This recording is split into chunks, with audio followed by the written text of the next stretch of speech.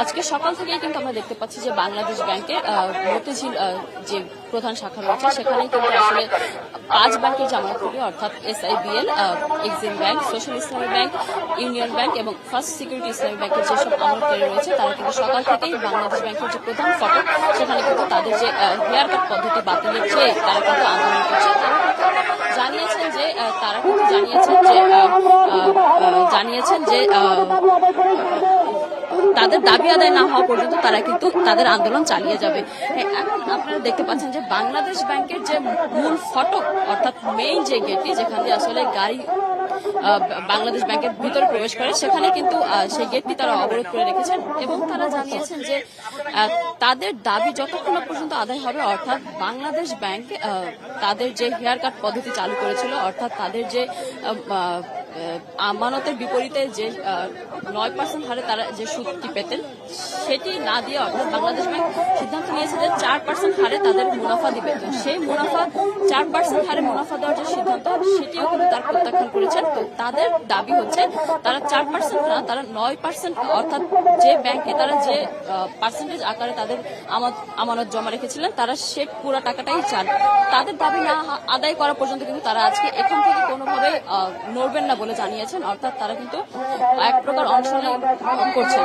কিছুক্ষণ আগে কিন্তু আমরা দেখেছি যে এখানকার যে মতিঝিল থানার দায়িত্বরত কর্মকর্তারা রয়েছে পুলিশ কর্মকর্তা তারা কিন্তু এসছেন এবং তারা কিন্তু এনাদেরকে এখান থেকে সরে যেতে বলেছেন যে কোনোভাবেই তারা একটি সরকারি প্রতিষ্ঠানের সামনে এভাবে আন্দোলন করতে পারেন না। তাদের কিন্তু এখান থেকে সরে যাওয়ার জন্য অনুরোধ করেছে পুলিশ প্রশাসন। তো তারা কিন্তু জানিয়েছেন যে তারা তাদের কষ্টের যে টাকাটি আসলে 5 ব্যাংকে রেখেছেন সেটি আসলে তারা কোনোভাবেই ব্যাংকে সে টাকা ধার দেননি। তো তারা তাদের পুরো পাওনাটাই ফেরত চান।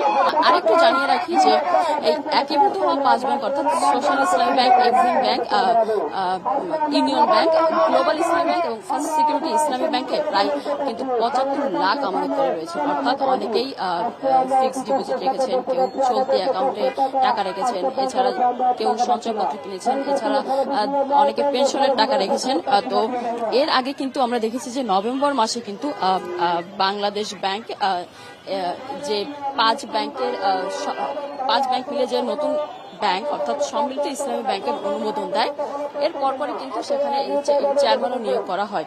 সাবেক গভর্নর অর্থাৎ অন্তর্বর্তী সময় সরকারের আমলে নিয়োগ পাওয়া যে গভর্নর আহসান মনসুর তার এর আগে কিন্তু তার বাসভবন ঘিরেও কিন্তু আমানতকারীরা আন্দোলন করেছিলেন এবং তারা বলেছিলেন যে তারা তাদের পুরো টাকা ফেরত চান এবং গভর্নর পদত্যাগ চান। তো এরপর যখন আমরা দেখলাম যে বিএনপি সরকার ক্ষমতায় আসলো এরপরে আসলে তারা তাদের আন্দোলন এখনো সচল রেখেছেন এবং তারা কিন্তু এর আগে আমাদেরকে জানিয়েছেন যে তারা কিন্তু অর্থমন্ত্রী অর্থাৎ আমির খসরু মাহমুদ চৌধুরীর সাথেও তারা দেখা করেছেন, একটি স্মারকলিপি তারা তাকে দিয়েছেন এবং তারা তাদের যে দাবিগুলো সেগুলো জানিয়েছেন। তারা কিন্তু বলেছেন যে তাদের যে প্রাপ্য টাকা তারা আসলে সেটি ফেরত চান। 5 ব্যাংকের কিন্তু বর্তমানে 75 লাখ আমানতকারী রয়েছে যাদের প্রায় স্থিতি 5 ব্যাংক মিলিয়ে 1,42,000 কোটি টাকা।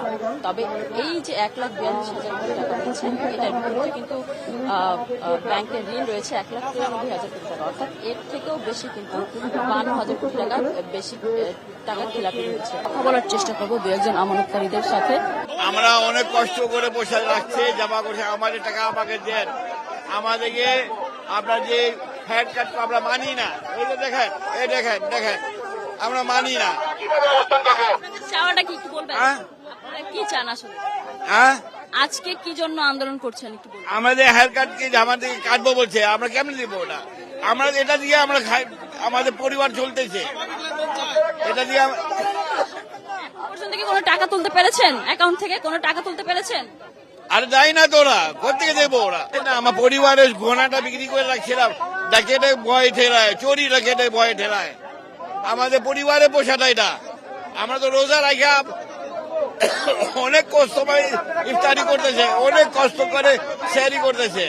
আমাদের দাবি ছিল হেয়ার কাট মানি না, আর ব্যাংকের সমস্ত লেনাদেনা স্বাভাবিক করে দেখ, এফডিআর আমরা যেন ভাঙতে পারি, আমরা আবার এফডিআর করতে পারি, আর সেভিংস থেকে কারেন্ট থেকে যেন উঠাতে পারি।